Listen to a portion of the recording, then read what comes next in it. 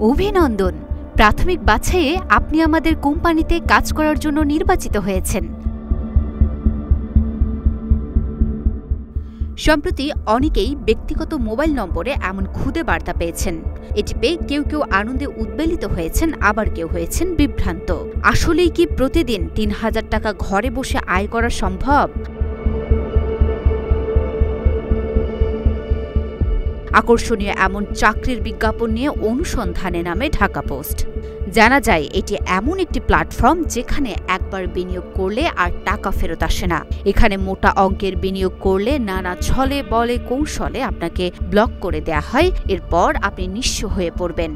নিঃস্ব হওয়াদের একজন মোহাম্মদ জাহিদ ৩,০৯,০০০ টাকা হারিয়ে রাজধানীর নিউ মার্কেট থানায় সম্প্রতি একটি মামলা করেছেন তিনি। ঢাকা পোস্টকে জানান, মোবাইল SMS এর মাধ্যমে ২০২৩ সালের ১০ অক্টোবর প্রতারণার ফাঁদে পা দেন তিনি।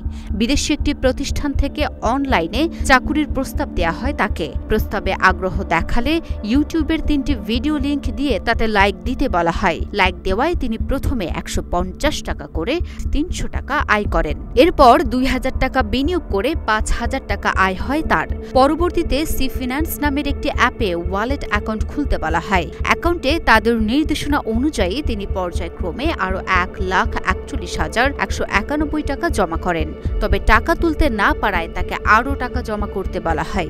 মোহাম্মদ জাহিদ বলেন, তাদের কথা মতো আবারও আমি সিটি ব্যাংকের রাজশাহী শাখার একটি অ্যাকাউন্টে ৪৮,৫০০ টাকা এবং সিটি ব্যাংকের গোপালগঞ্জ শাখার একটি অ্যাকাউন্টে ১,১৯,২০০ টাকা পাঠাই। সব মিলিয়ে ৩ লাখের মতো খরচ হওয়ার পর ধরে নেই প্রতারণার শিকার হয়েছি। পরে নিজ থেকে তাদের সঙ্গে যোগাযোগ বন্ধ করে দেই, খোয়া যায় পুরো টাকা।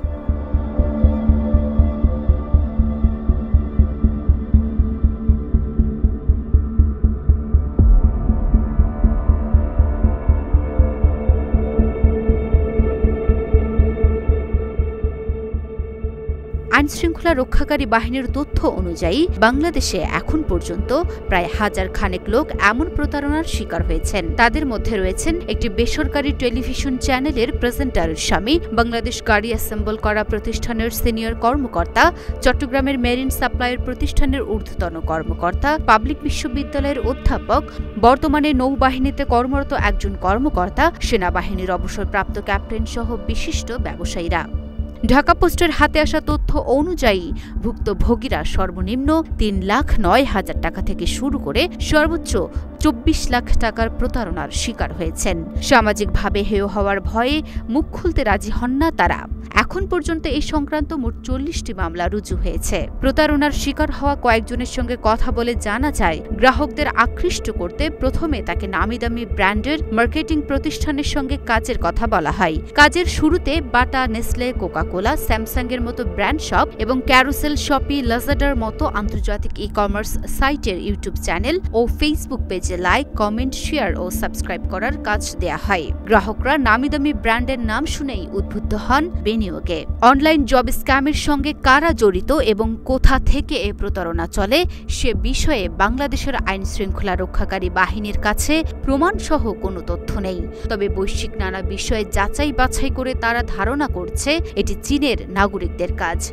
চীন থেকেই পরিচালিত হচ্ছে এ ব্যবসা। তবে ভয়ঙ্কর তথ্য হচ্ছে, প্রতারণার এ জাল বিছানো হয় বাংলাদেশিদের দিয়ে, আর প্রতারণার টাকা সংগ্রহ করা হয় অসাধু বাংলাদেশি ব্যবসায়ী একটি চক্রের মাধ্যমে।